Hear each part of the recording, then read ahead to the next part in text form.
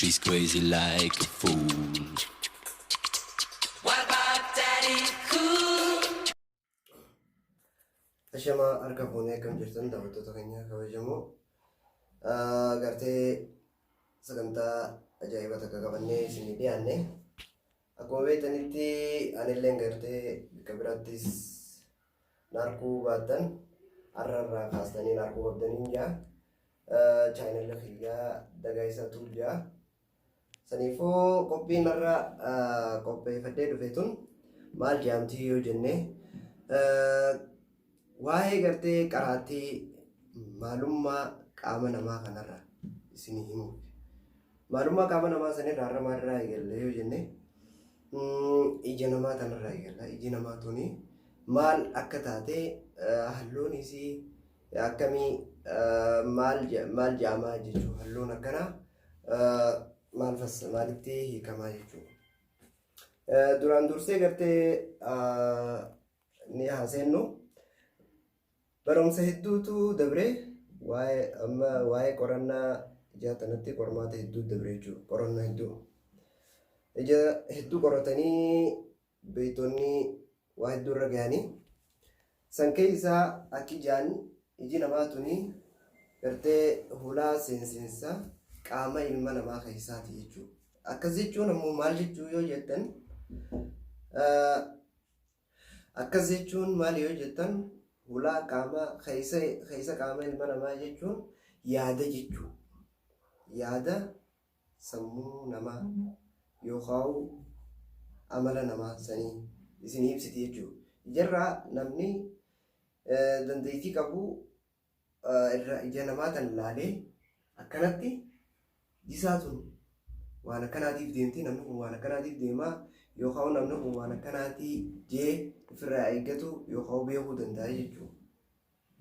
Saniifuu duraan dursinee wanni irraa eegallu halluu ijaati. Halluu ijaa sanirraa beekuu maalummaa namaa waan inni namni sintee jechuudha. Halluu ija isaarraa ija namaa tuni halluun jechuudha. Halluun ija namaa tuni ni jijjiiramti. Huccuu adda addaati nama tuni diimaa yoo ta'e surreenis kan biraa yoo ta'e halluun ija namaa tuni bifa dhugaa sanirraa xiqqoo jijjiiramaa deemti. Bifa dhugaa sana arguu hin dandeessu jechuudha. Saniifuu bifa dhugaa sana arguuf yeroo akkamii yeroo namni sun huccuu adii guutumatti uffatee yookaan huccuu gurraatti uffate wayita san halluun ija namaa ta dhugaa san mul'atuu danda'amaa jechuudha. Akkasii amma halluu ijaatti haasennu halluun ijaa tuni tan dura gurraatti yookaan ta gurraattiitti dhiyaattu jechuudha. Gurraattiin tun namni gartee halluu ija keessaa tana jechuudha. Ija gurraatti akkuma gartee kaameera irratti agartan kana ta'a laalaa sirriitti kunoo tana fakkaatti kunoo laal tan gurraatti fakkaattus tana tan gurraatti fakkaattus tana kunoo gurraattiinis tana garuu namni isiisan qabu as deebina namni isiisan qabu halluu isiisan jechuudha. Nama icciitii isaa keessatti hin beekne namni nama gartee waan keessa isaa dhoofatu jechuudha. Waan keessa isaa hin babaasu. Nama hedduu beekamuuti. Namni kun maaliif deemaa waan akkanaa yaadaa jettee nama hedduu akkasitti argamuu miti.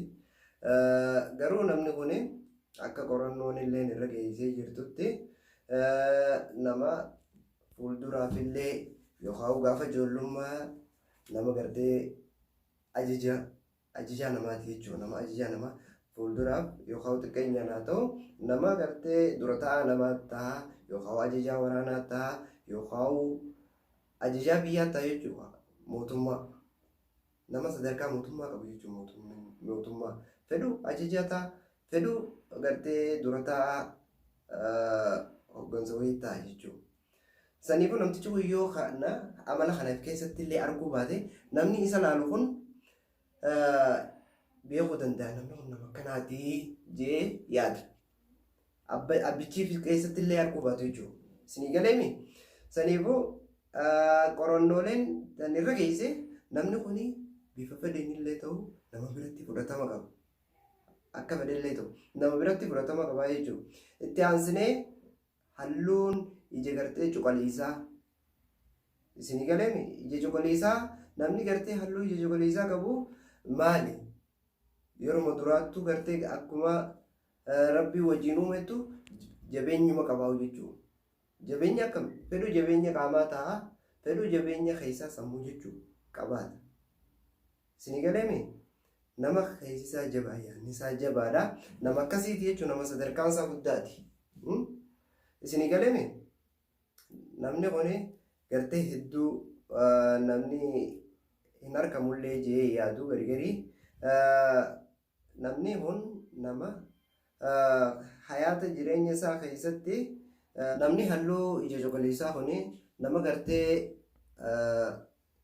irra guddatee nama arkuma yeroo duraatiin namatti murteessu jechuudha. Maali?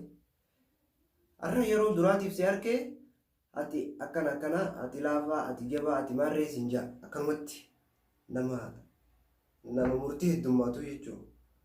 Murtii namatti dafee darbu osoo nama kan addaan nu banne gartee hubannoo sammuu isaa ta'uu danda'a. Maaliif jabeenya keessa isaatii fi jabeenya qaama isaa ta'uu hin danda'an jenne saniif jechuudha. Akkasii daawwattoota keenya halluu lamaan tana qabannee isinii dhufne irraan tana tan itti aantuuf isinis qophooftanii nu eeggachuu qabdan.